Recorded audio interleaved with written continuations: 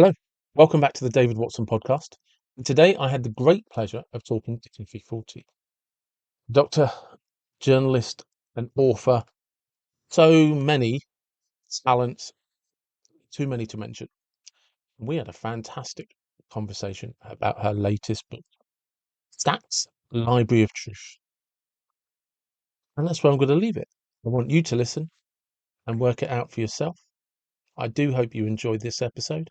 And as always, please like and subscribe and check out the links below for all the information on Kathy. Good morning and good evening. Welcome to the David Watson podcast, and thank you for coming on. How are you? I'm fine this morning. It's my morning. Aloha from the island of Maui in Hawaii. Yeah, so let's get. So we're actually going to pick up from where we were just talking before I started recording the actual podcast. And we tell me about your experience with the energy that you were talking about. Well, David asked me about Lahaina, and that's what, it just got totally burnt off the map. An old cultural Hawaiian area of Maui, the oldest, in fact. And a lot of the old Hawaiian families live there. And it, like I said, it just got wiped out in a day. And I just happened to be there that morning. I wasn't there during the huge fire that happened in the afternoon that pretty much vaporized hundreds of people and maybe thousands. I mean, they're not being really accurate about the death count. And I was feeling, I started feeling it the night before. I live in a different part of Maui, and about 30 minutes from Lahaina. And I was starting to feel rolling waves of energy in my head the night before. And I'm very sensitive to energy, and I knew immediately it was scalar wave energy. It was a different type of energy. Some people call it an energy weapon. I mean, it can be used good, it can be used bad, just like anything. And when I got closer to Lahaina, and now there was no reports. There was an early morning fire at the school, and they put it out, but the winds were high, but there was no warnings on the radio or anything that there was a problem going on in Lahaina from the rest of the island. And when I got there, I could feel this rolling energy even stronger in my head. So looking back at it now and looking at all of the evidence that's come forward from the local standpoint, and most of this, a lot of it maybe didn't make it onto mainstream news. Certainly probably not in the UK where you are, but it looks to me like there was some type of directed energy weapon at play, and a land grab.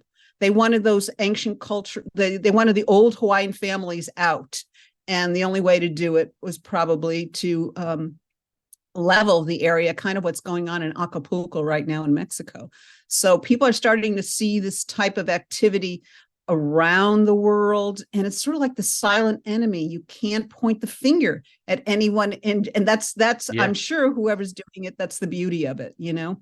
I'm sure there was some random arson at work too, and some other things, but it's all plausible deniability. Oh, there was factors, it was the wind, but we looked at Doppler radar was being able to be steered, that weather right into that area, and that's coming out now, how they can steer Doppler weather and to certain areas to target them. Yeah, it's unfortunate. We live in very unusual times, challenging times. Very unknown. And there's lots of unknown. What is the value to the land of having it? Well, most of the land was handed down from family to family, generations, and it was a very valuable land because it's right on the coast there. It's right on the water, and these people did not move, and that land was getting more and more expensive, and they were just they owned it. And there was projects they wanted to redevelop certain areas, and those people would not move. And it was sort of I have to say, I have a friend of mine who's written many books, and he's kind of like a timeline reader. He kind of looks in the future and sees what is the most possible or probable a timeline that has the most energy attached to it, and that's the most likely one to actually happen in the here and now. And when I told him 2.5 years ago I was moving to Maui, he goes, "Don't you remember I wrote in a prior book?" And I went back and checked it. He said that Maui was going to be considered like the Switzerland elite banking center in the future. Okay. And he said, so there would be factions of it that would need to be changed before that happened. Of course, at the time, I had no idea what that meant. You know, you think of Hawaii and you think of volcanic eruptions and things like that, like on the Big Island. And now, you know, they're talking about smart cities and everything else. And so you see, you know, perhaps there has been a plan in place for quite a while to get to that point in the future where it could be sort of, you know, a playground for the rich. And you have to get rid of the Hawaiian culture, the poor culture. They're very poor, Yeah. you know, and kind of wipe that out. So Did any of them survive? Unfortunately. Did any survive?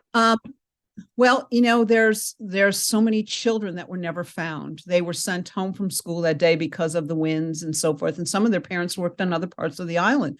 So they never got back in because there was, you know, blockades, you know, from the cars moving and getting to certain areas. And, you know, there's been many speculation about what happened to them because I, you know, can look at certain things energetically. I knew that if indeed, you know, they could verify it was a directed energy weapon, those children were vaporized because it's like a microwave. It just destroys you from the inside out. Yeah. And so they'll never find those remains. The ones that they did find that are skeletons were probably further away from the actual attack and were casualties of actual fire. Yeah. You know, so we look at this probably maybe 1,000 or more, and they said, "Oh no, there's only like 80 some bodies, but the whole town is gone." How does that happen? You know? Yeah. And it was a town of like 13,000. So, yeah, something's not kosher. Kind of like the 9/11. Yeah. You know? Yeah. So I just want to, because like I said, it's so rough. Is there a rough figure of how many of the 13,000 died who lived there? Well, according to the government, you know, they said I think they originally had 90 some people because they found bodies, and then they brought it down to 80 some. You know, it like went down instead of up, and yet all these people are still unaccounted for. You know, and so you know, they would still own the land, wouldn't they? If they're alive, they still own the land. Well, the thing is, if the FEMA comes in there, and if there's no one to sign off on that land being cleaned, or you know, from everything else, you know, that's what I say. Suddenly, that land comes into the government's hands. You know, so there's a lot of things. I mean, I was up at a farm up in upcountry Kula, which also had some fires at the time, our organic farming areas, and you know, this one farm looks like it had a target on its back. All the homes around it pristine, but the whole farm got attacked. And she did say something about, you know, there was a drone at that evening over her land. And what is a drone doing at night? And the next morning at like early in the morning, like 12:22 a.m., the fires started in her area. And I thought she owned the land. She didn't. She leased it. There's a lot of leasehold land on Hawaii. And, you know, you lease it for a certain amount of years, maybe 30 years. But if you're not actively living, farming, or anything else, the leaseholder can default and take back the land. So, you know, that's happened to a lot of people here as well. So, yeah, it's a tragedy. It's crazy. So, moving forward, how many books have you written? Well, let's see. Years ago I wrote a children's series book on death and dying, and then I wrote a nonfiction book on my own near-death experience that happened in 2003, and that's called Fractals of God: A Psychologist's Near-Death Experience and Journeys into the Mystical. And then during the COVID years, you know, I wrote this kind of nonfiction sci-fi fictional series called Stack's Library of Truth. And so I wrote 3 of those, and it's a continuing story. It's a series, and I'm actually writing the 4th one now, what happens 20 years later. So I'm having to project myself into the future and see what how much different it looks. It doesn't look too good, So, unfortunately. Uh, yeah. you know. So explain to people about stacks of Library of Truth. Okay. Well, the story for Stacks. Now, Stacks is what's usually behind in libraries. It's all the research materials and books, and the librarians have to go into the stacks. But the word stacks also in computer language means a kernel of information. I didn't know Okay. that at the time. I was No, I told didn't. what to write. And so I had this very vivid, lucid dream about the whole plot for the story one night, and I had to get up and I had to start writing down the story points and everything else. And I wrote it into kind of a little web series once, and then years later I decided, I think I'm going to make this. There was a lot more here than I actually put into a little tiny web series. And so I'm going to write the books. And I thought it was only going to be one book, and it turned into three because the rabbit hole kept getting deeper on this book. And what happens is a young librarian, and he's sent to the Library of Congress in Washington, D.C., our biggest library here, one of the biggest in the world. And maybe it is the biggest, actually, I forgot. And he has a very unusual background. This is where I drew on as a clinical psychologist, my own psychopathology knowledge. He has acquired savant syndrome, which means most of the time that happens if you've had some type of accident, head injury or something. And he had one when he was 7 years old by a baseball hitting him. And it changed kind of his neurology. And he became kind of a genius in math, which can happen. Yeah. And he also had something called synesthesia. He could see the world in numbers. Now some Okay. people see the world in colors, if that was synesthesia or music or other things, as the brain can be rewired lots of weird and strange ways. And this turns out to be both a blessing and a curse for him, where he starts, I'm not going to give away the whole plot, but No. he he's assigned to work in the stacks of the Library of Congress, all the research materials that you gather when people who are researching something in the main reading room request certain data, and you have to find it. And sometimes, there's a lot of black holes in library. Things get categorized or misplaced, and so they call it a black hole in libraries. Well, anyway, he stumbles upon an interdimensional portal into a library of truth.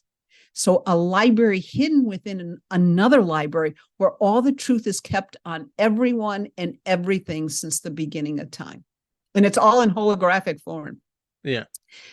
And he realizes that, that there's so much there, and there's so much that has been hidden from mankind or has been mislabeled or miswritten or some forth like that. And he finds about the corruption in Washington and the global and everything that's going on. And so he tries to, working with sort of an undercover journalist, he tries to uncover this and let the world know what's been going on without landing up killed in a body bag. And once he starts down that rabbit hole, he realizes it's much deeper than he thought, that it takes in, maybe other species and races and other agendas. So it's so multi-layered. I would consider it a thriller, a drama, a mystery, and even has romance in there as well. So it's Yeah. multi-genre. It's interesting, isn't it? Throughout, whenever you look at history, there's kind of this. There's two ways that try to observe it. There has always been somebody that's trying to take control of the area, and they do that by True. moving to the next one, to the next one. And no matter how much Genghis Khan, you know what I mean, whoever you want to, Caesar, whoever, they just have to keep expanding the empire. And there's something that separates them, that they are driven, and there's no satisfaction to that hunger, that they have to just keep claiming something else, something else, something else. And then there's another theme that flows Yes. through history, where there is an organization that wants to control the world. And it's always like, after a while, there's got to be some truth in it, because it seems to Mm. be a Mm. recurring thing through history, that something Right. or someone is always trying to control the narrative, the resources of the world. And yeah, maybe that's the ultimate question. Maybe that sits down there with what's the meaning of life. Well, there's always darkness and light, Yeah, and they're always going to be battling. It's like we're maybe just chess players on this big board game and moving around. I mean, some people think that we're living in a simulated reality, and that time is all simultaneous, and all this, and we're just, our bodies are just avatar players. yeah, So who knows? I'm not going to say definitive, but I try to keep an open mind about everything. I mean, even having worked with a very unusual psychology therapy clients over the years. I'm retired from therapy now, and but I saw and listened to some of the strangest things that would fill books of science fiction, and they weren't all delusional either. They could prove some of the stuff that was going on to them. So yeah, there'll always be what we call a boogeyman, yeah, and a conflict. And in any good book, you need a conflict, and you need your characters to develop. They may have foibles that they need to rise above, or not. And that's why I drew on a lot of my background in psychology to make really realistic characters that had flaws. We all have flaws. We try yeah. to cover them up and pretend they're not there, but they're there, and we have to deal with them. And so do the characters in the Stack's Library of Truth books have to as well, which makes it more realistic. I mean, people have said to me reading these books, "Are you sure this is sci-fi?" Because this Well, and some of the things you wrote in the first book are already coming true. you know, and it is so it is interesting, isn't it? Because every political leader who takes over from the previous person, and this is something I'm never sure of. Do they know all the secrets, or is there somebody that says you don't need to know? And I actually well suspect in it's more somebody says you don't need to know. um well, they tell us we don't need to know. But in my book, some of these secret societies have access to the Library of Truth. Now, you hear stories about recovered alien technology, that something called what do you call it, looking glass technology. Yeah, That was a cube like thing where you could look into the future, and that it went the rounds of many of the government's hands to find out what was going to happen. And they check in with people who can read timelines. My friend who wrote timelines, he would talk about early on, he was so good at it. He would be approached by CIA operatives. They would just give him a subject and say, write whatever you see. So they're also using the psi abilities of people to see what's going in the future. They may deny it, but it's true. And he said, I didn't want to deal with that. I didn't want to have anything to do with that. Just like I worked in Northern California with an altered state research lab. And they were it was right before I came there. They were working on the Green Berets and using biofeedback to make them all work in unison as one mind, all alpha state. So we know that the government has been involved in some kind of, shady things yeah, yeah. along the way. And to deny that, I think, is just naive, that it doesn't exist. So Well, and because there was lots of we don't know the full story on anything. So no. I mean, there was lots of well documented experiments with LSD, especially by the CIA. Um, I imagine yes. that's just that they were the most public about it, and that everyone else just kept it quiet. Um, Well, they but use psychic spying too, remote viewing. I met the person at Stanford Research who headed that up, Russell Targ with help put up. I happened to meet him at a New Year's Eve party one night many years ago, and we started talking about, a number of us, and he said, "Oh yeah, I can teach you how to do remote viewing. It's not that hard. It just takes practice to be good at it." And he did teach us outside of the party at another time. And it's true, anyone can learn it. And, we're all kind of like antennas. We have no idea of the really psychic abilities that many of us have that lay dormant. Funny enough, I was talking to a lady on this podcast, I think it was a couple of years ago, and we were talking about if you go out into the wild, how attuned animals are. And they can just sense if you're there. And they might not be able to see you, but they start looking, they start smelling the air. They know that something has changed. And we were talking about what did we, as we evolved to farming, from being nomadic and into farming into industrial revolution, what did we give up that we once had? Mm. Because when I look at it like that once upon a time there would have been skill sets that we don't possess today, whether it be some form of looking forward, some form of clairvoyance, some sort of awareness to energy or whatever. The more people that have those skill sets, you're going to get levels where people are really exceptional at it. Just like we have people who are physically strong, people who are physically fast, people that can physically ping a golf ball down a golf course with huge accuracy. So there must have been, it's possible there was a time where humans were incredibly attuned and the best were at a level we wouldn't even be able to comprehend. Well, so much of our history has been either lost, hidden, erased, or due to our planet changing and having several pole reversals, which are documented. It has happened. It's not conspiracy. Of course, I like to Yeah, call conspiracy theories these days spoiler alerts. yeah, absolutely, definitely.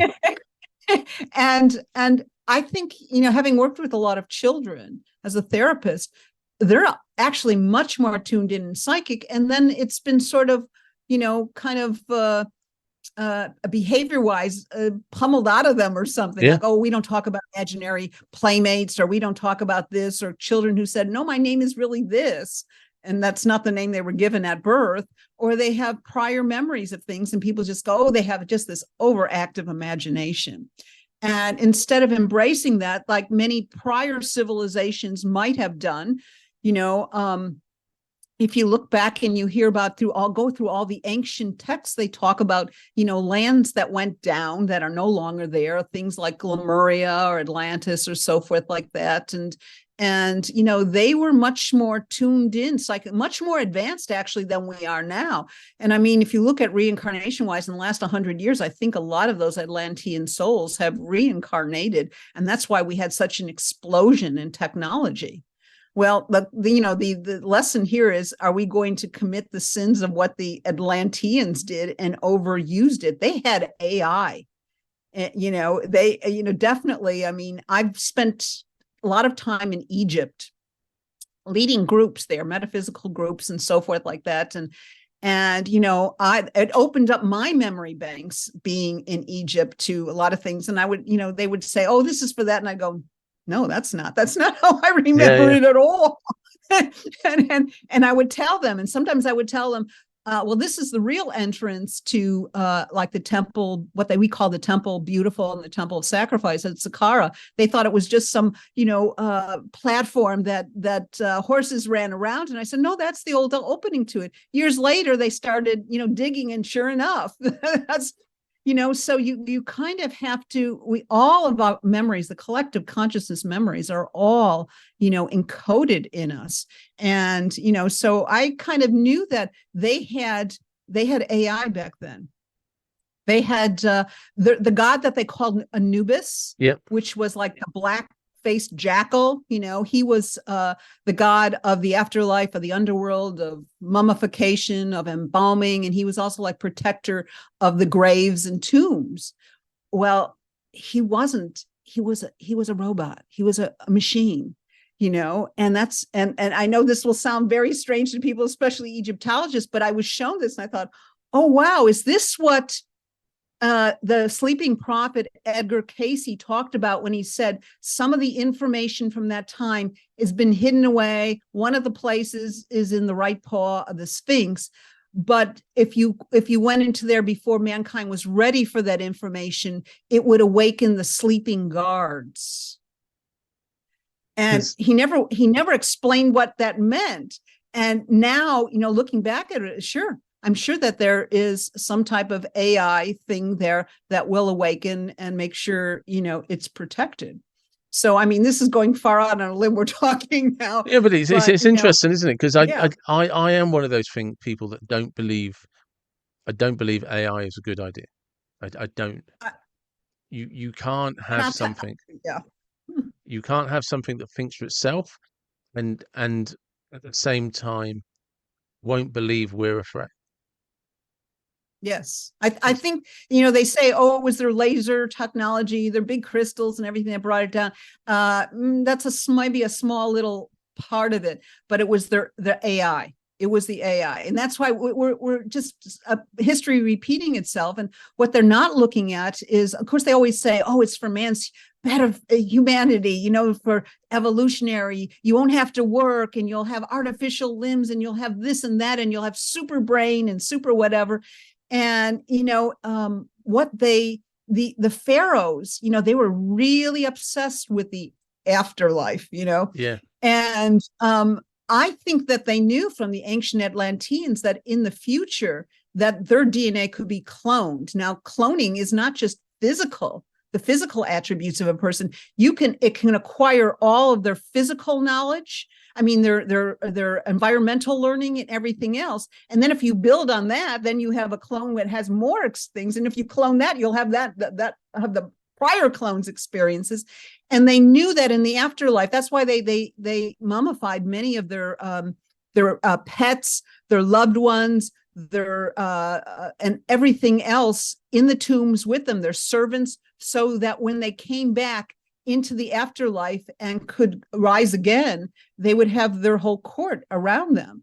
And so, I think that what people are missing, some of this is because I've had a near death experience. I can start to see things because I was kind of on the other side, and I saw that with the AI, that this third dimensional Earth, which we are now, inhabiting, that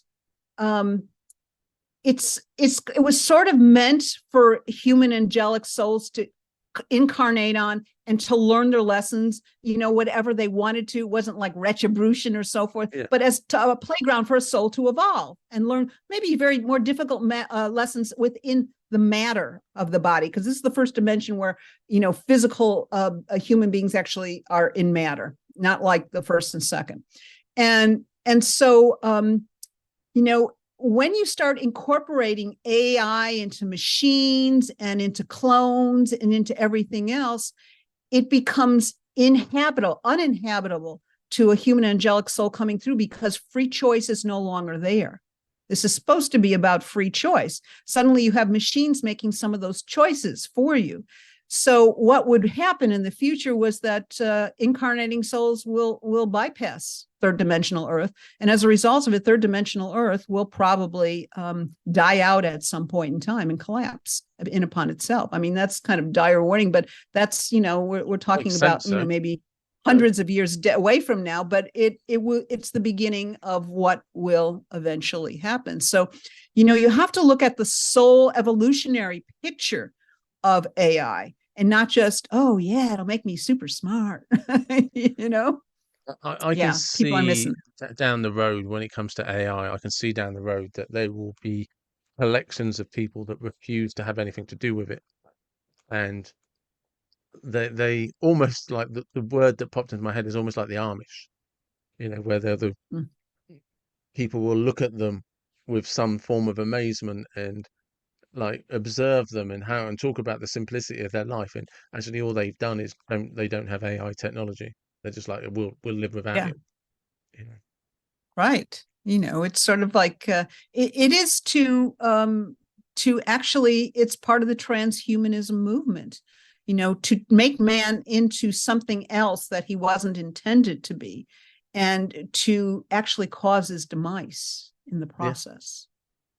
it will. I Yeah. think ultimately down the road, if there isn't some balance and check put in, it's the bit that I'll never be convinced about is that if you give genuine AI as opposed to the current kind of situation, which is really a very sophisticated sort of algorithm and search engine, as opposed to actually independently thinking and figuring things out for itself.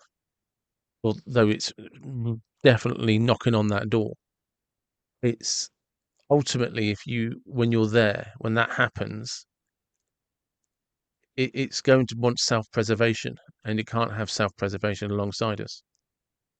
So at which point, Well, right now, this is a transitional evolutionary point. I mean, some of the old masters and things said, every 256,000 years or every 26,000, if you're looking at dimensionals, things change and go through a transition, evolutionary transition. And I think that things have gotten so bad on planet Earth right now that it's making those complacent souls who were ready to move on, who got kind of comfortable here, saying, okay, I'm not coming back to this dimension. yeah, I'm moving to the next. And that's where we're supposed to be. I think it's kind of was a wake-up call, is more people waking up to say, like, it seems like what's black is white now, what's white is black, and what's up is down. And how can this be? None of this makes sense. no, If it if doesn't. you have any common sense, it doesn't make sense. And so I think that's when I was in the tunnel experience of my near death and experience, and they stopped me before I could go into the light tunnel, and I didn't, and I I wanted to go in because I didn't know much better. This happened many years ago, and I tried to will myself to go in, but I got stopped. I couldn't go, and then I thought, oh, this is boring, and all this energy poured into me and changed me coming back, and I turned into kind of a physics geek. But I realize now, they were trying to say, because you don't plan on coming back to this dimension when you die. Yeah, And the light is a trap. It's a reincarnation trap for third dimensional Earth. And so I was like, well, what do I do then? And they said, when you pass over, when you leave your physical body, wait in the stillness of the void, and your soul will light the way to where you are supposed to go, whatever dimension it is. I mean, we're all aliens when you think about it. We all come from, probably different planes and different dimensions of experience. And some of us came back down to third dimensional Earth right now because this is a really interesting time. And some of us, wanted front seats to this evolutionary change. And the others are getting sucked up into the fear of it. I find myself observing it more, the insanity of it, and saying it's part of the process, unfortunately, and but it is waking up a lot of people. It's serving its purpose in that respect. it's definitely a crazy time. There's no way you'd have convinced me 20 years ago that we'd be having discussions that people like on the media and the politicians today literally denying basic science that you're taught as a child at school. Yeah. So hang on a second, this makes zero sense. There has to be, No which is why I sense. start leaning towards, you know, the like, I've forgotten what you called it, conspiracy theories. They're not conspiracy theories, they're, what was it you said? Um, something about, Oh, spoiler alerts. that's it, yeah. Do you Oh know no, what I I mean? call them spoiler alerts. Yeah, Because so it's we're just like, running out of conspiracy theories. All those conspiracy theories are coming true, so that's this why I is call it. them So it's just spoiler like, alerts. these are spoiler alerts. It's like, hey, look what's coming. And you're just like, this, yeah, it's from, and like, we've gone way off track, but kind of from like a psychological point of view, it's fascinating where this has gone, because it's just like Yeah, people it are just is. basically denying child, kindergarten science. Everybody, by the time you're 10 knows this. It's not like you have to be clever to figure it out. So can I just No, go but back yet still some people still don't get it. That's I can only put it down to a level of like delusion and narcissism. I don't know. yeah, there's a lot of narcissism going. Yeah, yeah. Um, I had a long conversation with a friend of mine who's a doctor. I also call this, besides spoiler alerts, I call this the age of discernment. Yeah, That's my yeah, a Chapter, next tagline for chapter. what we're going through, because we're having to sift. Yes, we're having to sift the wheat from the chaff, Yeah, and we can't always listen to what each side is saying, because as we know, in any kind of cult movement, there's usually a truth sandwiched in between two lies. yeah, yeah, yeah, definitely. And yes, they're both kind of lying to some degree, and some more so than others. I won't point fingers. But it's sort of, it's forcing us to look inward and follow our own internal voice that is discerning what's right for us, what resonates with us, instead of before I became a therapist, I used to work for CBS News in New York as a Yeah, researcher and then a field producer. And, I'd have to say journalism was so much different in those days. I was in my 20s then. And you had to provide both sides to a story. yeah, Now we don't get that. We get more opinion than anything else.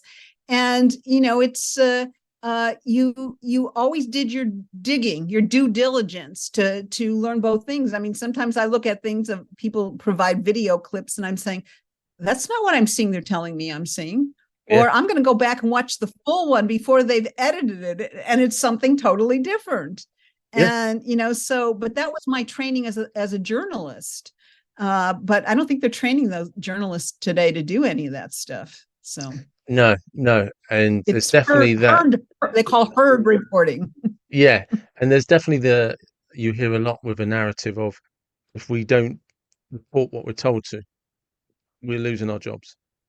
So you hear a lot of That's journalists in the right. background, talking about, look, Well, just getting oh, sorry, I didn't mean to cut you off. Go on. so I no, it's okay. That's why I had to include a journalist in the Stacks books. And by the way, just on the subject of intuition, I got a really strong intuitive hit that I needed to get to the Library of Congress to do all my research to make sure it was accurate, from an employee standpoint, no later than March of 2020, the first week in March. And at the time I was leading a group in Egypt in January, and I thought, well, what's the rush? I got some time to get to it, but it was so persistent that I booked a flight to Washington, and spent the most fabulous a whole week there with the librarians and the main reading room and so forth like that, and getting behind the scenes in the Stacks. And within, I think it was half a week or a week after I left, the whole country shut down for COVID. The whole Crazy, isn't world it? actually shut down for COVID, and the library did as well. And had I not followed that intuition, I would never have had that opportunity. And it was such an amazing opportunity to soak up all of that knowledge and antiquity. I mean, it was started from our Thomas Jefferson, from his own little personal library, and what it grew to, and all the congressional records, everything is kept there. And but then you think about, well, what would be a library of truth? That would be like the Library of Congress on steroids. Well, there's that And Nicolas Cage film, isn't there? The National Treasure with Nicolas Cage, yes, and he there was talks only about the, one. the president's book, is it? Yes, the President's Book. I don't know if that really exists.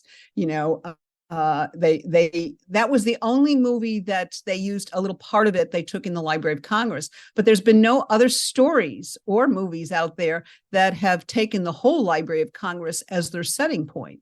So I thought, and I contacted my local congressman and got to see the Capitol behind the scenes. And I had some friends in Washington who worked in congressional offices, and they told me the scoop on how a lot of things in Washington, are. And so I thought, I'm going to unmask Washington, Yeah, yeah. in my books, and then mix him with some of my own very unusual experiences. I've explored the water tunnels under the Great Pyramid. I've been, underneath the Sphinx. I've done ancient alien artifact digs in Mexico. So there was a lot of things that I can incorporate in from my own personal experiences. And when my friends first started reading the books, they go, "Oh, this one's Kathy's experience. Yeah, yeah. But, you kind of weave it in. And, so people will say, wow, it's a fast moving book. I'm not the kind of writer that's into a lot of flowery descriptive language, that just goes on and on. It's sort of like James Michener's Hawaii. It takes 20 pages to describe a plant or something, with the descriptive language. And, I call it the kind of meat and potatoes writing. I wanted to move fast for people. I wanted to engage them. I want them to be, like a page turner. So that something is, and yet at the same time, they're getting information that they probably, in the greater world, not necessarily, I don't go into, Democrat versus Republican or any of that stuff. You can assign characters to whatever role you want to see. And some people say, is this person who I think it is? I said, I put a disclaimer in the front of the book saying, any reference to living or dead is purely coincidental. But, When did not this, quite. where did this curiosity, impulse, intuition, when did it start? As a child, I remember my mother's, calling me, and for some reason I thought my name was Zariah. And that's obviously not my name. Nice name. And yeah, I don't know. I mean, I know now where that came from, but I didn't understand that then. And I had some profound things that I thought were profound for somebody who was, maybe 11 or 12 years old. I remember thinking, is there another Kathy somewhere in the world, like a parallel self that is experiencing reality just as I'm experiencing, but in a different time zone or different place? I didn't even go into the fact of different planet, and, that's not something usually 11, 12, 10, 11-year-olds think about, the parallel selves. And, but I did have a psychic opening when I was like 18 years old. I unfortunately was assaulted and by a stranger in a parking lot in downtown Chicago. And I thought I was going to die. I mean, I had a knife at my throat. I thought I was going to die besides being, sexually assaulted and everything else. And a movie screen opened in my head. I mean, I've never had that before, but a movie screen opened my head and I saw into the future. And I saw myself as an older woman sitting in a black Chinese lacquered rocking chair. And I could see there was a hutch and antique things on the hutch. And I could see the drapes. I could see the color of everything. It was so vivid. And there was two children at my feet, but they were faceless. And I was reading a children's book to them. And I knew in that moment, seeing that whatever happened, I was going to survive this attack and live to be an older person. Okay. And years later, when I went into who would be my he's long gone now, but my husband, my first husband, there I was. I walked in, and there was the living room with the Chinese lacquered rocking chair, the antiques, the color, everything. And I just stopped, and I just was shocked because I think we can see into possible or probable futures sometimes. And that's it. I mean, I'm not an older woman and we're still with him. He's deceased, but it was just showing me that, I think you have some wiggle room, in your future. That's what the free choice comes in. But there was somewhat of a plan, knowing that, yes, and I did write a children's book. And so that, from working with people who've been abused from early on as a children, whether it be psychologically, sexually, or physically, it tends to psychically open them. They become more hypervigilant because they have to start to read the danger signs of perhaps it's a father or an uncle or so forth who always, when is around them, hurts them. And because they're so hypervigilant, their senses magnify. And when that happens, it opens up psiability. So, I'm not that unusual when I hear people have had, Bill, and I mean, not everyone, but, they probably had some type of early trauma.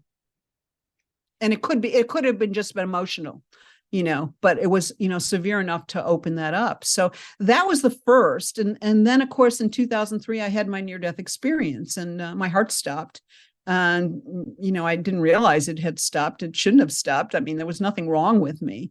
And I found myself sucked into this tunnel and horizontal, feet first. I always say traveling really fast towards this light. And then I was stopped and I couldn't move. And I thought, oh, this is boring. I can't move. I can't will myself into the light. And I came back, it spun me back around, sent me back through the tunnel.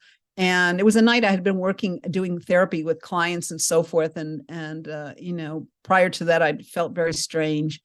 And then I got back in my physical body and it was all, my left side was paralyzed. So the voices in my head, which later I found out were some of these eighth dimensional beings, were just telling me to relax, that my heart had stopped, and they were reconnecting the left side of my body.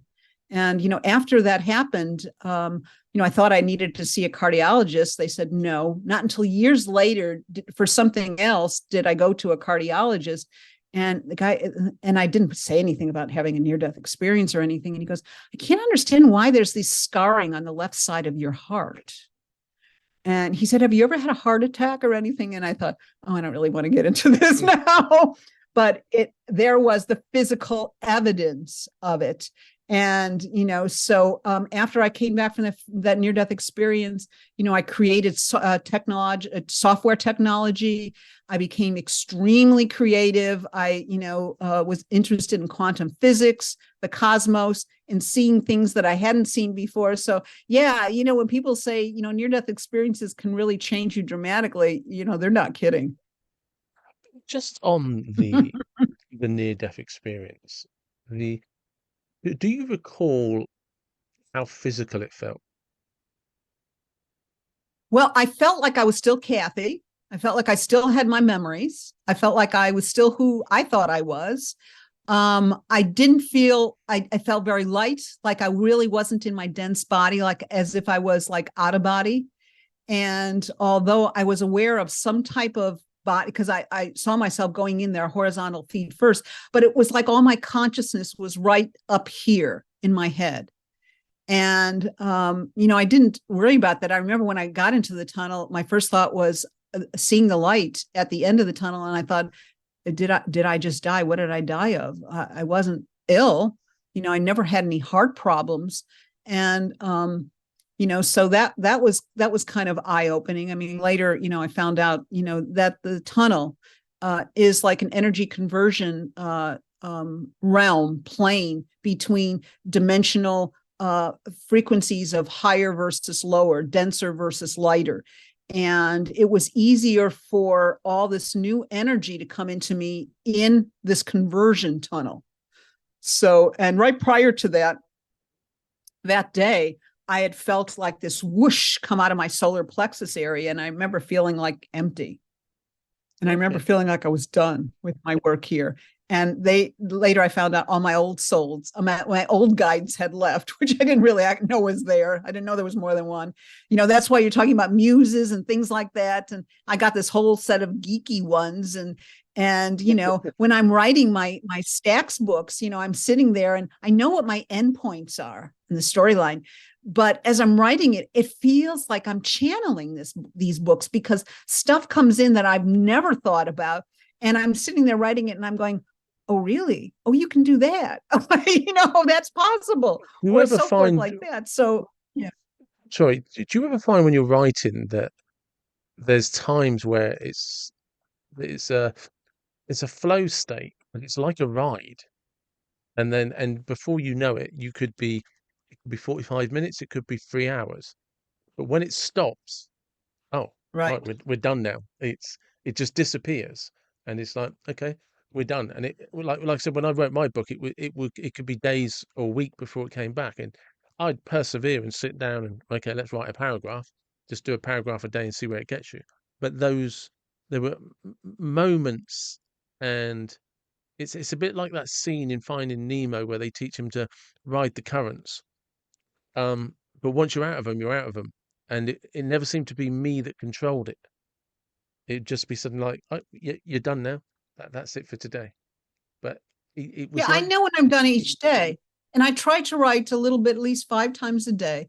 And by little bit, I mean I was at the school of Stephen King. I yeah, heard yeah, Stephen King wrote 5 pages a day.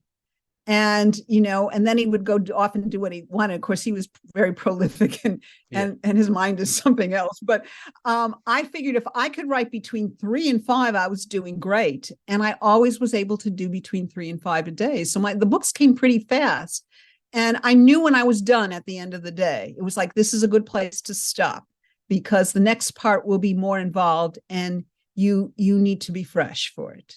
yeah, So yeah, you are definitely in a flow state. You lose track of time.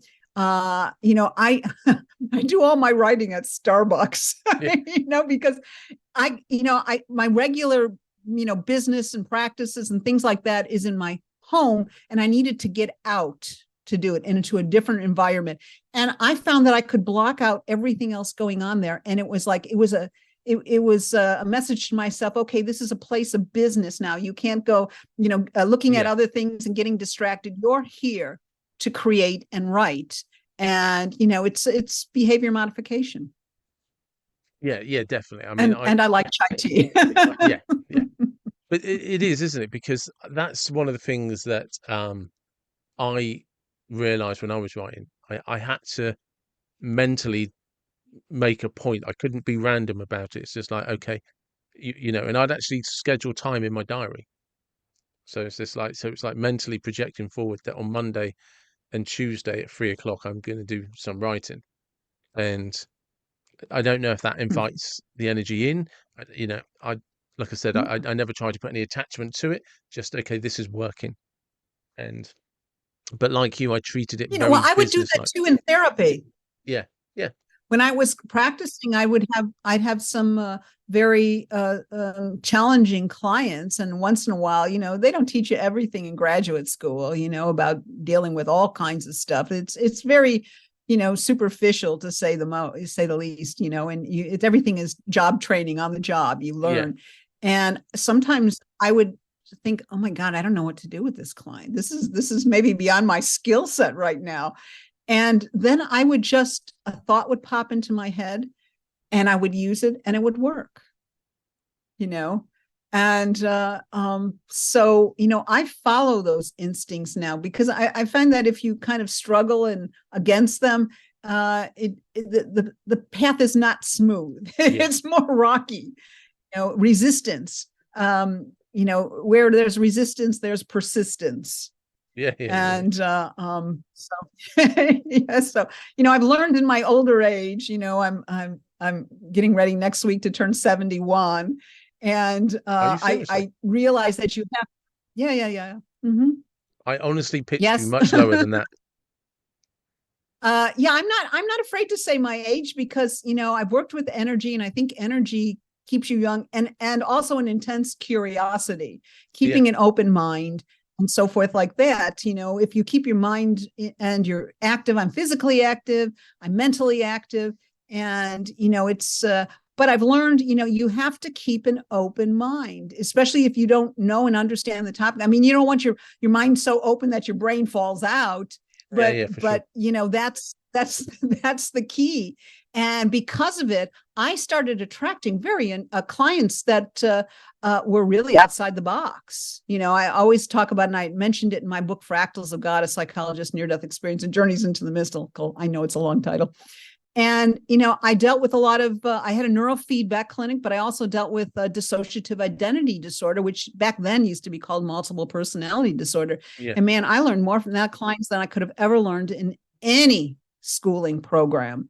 And to really think outside the box. And many of them were very psychic, extremely psychic. I used So to, yeah, that was a learning experience. a time ago, I used to work in a day center, and, adults with various learning disabilities or conditions or something. And there was always one or two that would be having conversations with people. And if you observed them, they were talking to something. Do you know what I mean? I've worked with schizophrenics and stuff like that. I know there's lots of different conditions and lots of reasons, and I work in head injury rehabilitation.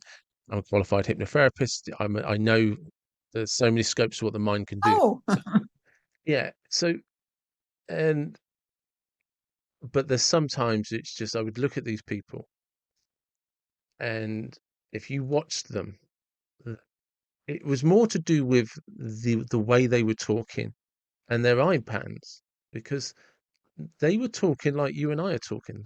They would be looking at someone, mhm, and people like, oh no, he's crazy, and he does medications, and I'd be like, no, he's having a conversation with someone.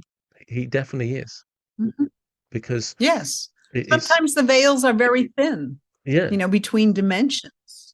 And you probably have heard of people talk about when they're on their deathbed, yeah, they seeing somebody or they start talking to somebody, they see them, and it's my understanding of that the 12 dimensions that exist in the universe are all within each other, sort of like those Russian nesting dolls, a doll within a doll yeah, within a doll. So bleed through oftentimes does happen. And these people, may have less filters to be. I mean, you and I have a lot more filters on, so we're not bombarded by, I see dead people and yeah, everything yeah, else going on a daily basis, so we can function. And they don't. And so then it becomes dysfunctional for them. But who's to say that they're not in touch with a whole different realm that we just, have our filters have blocked out? And I've seen angels appear twice in my therapy. Once on an EEG screen, okay, everything went wild. And when the person came out of it was like an alpha theta deep session. They came out and they were, they had some brain injury, and they were they just couldn't let go of the fact that their life would never be the same again. They had done tremendous amount of work, but they thought they'd pick up their life, their old job, yeah, and, start again. And that wasn't likely to happen. They made a lot of progress, but, life had changed. And, I'm seeing this EEG, the amplitude just swamp on my computer, and the person's not moving around. He's got, electrodes on him, and, so it's not artifact. And so I'm looking at all my equipment very quickly to see, is there something wrong? But then I was aware that there was a charge of electrical charge in the room. I could feel it, sort of like when the hair on your arm stands up. That's what it felt like. And I remember saying silently to the room, I know you're here. I just can't see you. And then, within about a minute or two after I did that, it calmed down on my EEG screen. And so when the guy came out, it was like a 50 minutes alpha theta deep trauma recovery session. And I didn't tell him what had happened. And I said, what was the experience like for you? And he goes, oh, I saw an angel. And the angel showed me that I was like being a child again. And I was up in my friend's treehouse, and we were all sitting there on the treehouse platform, our legs dangling over, and we didn't have a care in the world, and life was good and joyful. And he said, I think that angel was trying to show me my life could be that way again. And it was like that big aha moment that usually doesn't happen in one session, but it did this time. And after that, he started getting involved with his grandchildren, which he hadn't before. He started gardening. He started volunteering at a marine science thing. And, he was happy. He had made that transition, and, an angel came to him, but my EEG equipment just happened to pick it up. And, another time it happened with a dissociative identity client. She's all of a sudden her eyes fluttered back, and this being came forward and identified itself that it wasn't within her, alter system, and it started talking in these and thous, like something biblical. And I'm thinking, oh, I've never seen this one before, and I've had this client for years. And I was like, who are you?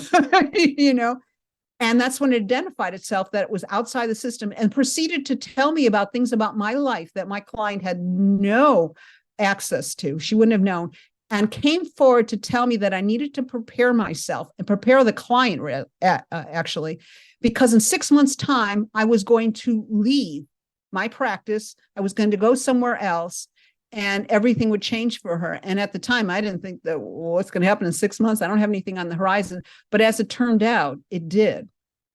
And you know, with all this information, and when this angel inside of her, this other being, departed, it left, and my client just slumped forward like a Raggedy Ann doll and had no recollection of what had happened. And you know, it was so, like I said, I've seen some really strange Yeah, yeah. things. Just if somebody listening to this and they want to find out more, obviously there's your books. Um, where would you suggest they start looking, and how would you direct their curiosity? Well, you know, on my website, trinfinity8.com, I also have ascension11.com and Stack's Library of Truth.com. But on the trinfinity8.com, or you can just Google my name and you'll find it, there's a tab that says blog. And if you go to that blog, over the years, I've written so many things about experiences, esoteric things, my archaeological explorations and so forth like that, and just things in general that, you know, people would ask that are questing. You know, it's a good place to start, and maybe then that'll lead you to a more in-depth quest. Because, you know, we're all truth seekers deep down. We all want the truth, and we're all questing to find out and understand, you know, why we're here, what this universe is all about, why what's happening is why it's happening. And you know, it's easier to navigate the chaoticness of it when you know what's behind it. Yeah. Okay, So another question for that's you. what I'd say. Yeah. So and then we'll get closer to wrapping up. And this one's completely random. I just like to throw it in for everybody. If you could be at any place, any time in history, where would you be? What would you be driving? And what music would you be listening to?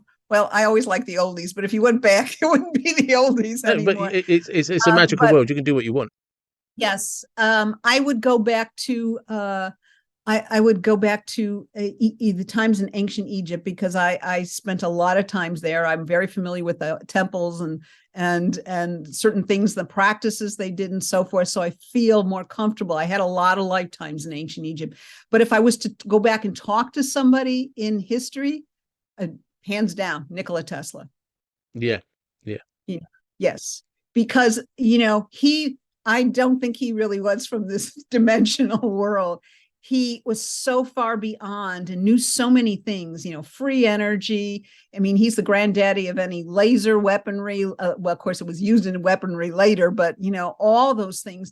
And he just didn't have a good PR person. You know, he had OCD, it was obsessive compulsive disorder. He was a chronic hand washer. He was wired a bit differently. So, you know, he didn't know how to He wasn't a finesse the businessman. crowd. Yeah. He wasn't a businessman, and they took advantage of it. And but he was so far advanced, and so I would love to sit down and have a conversation with him. Yeah, that's it. Perfect. Thank you very much for your time. Thank you, David.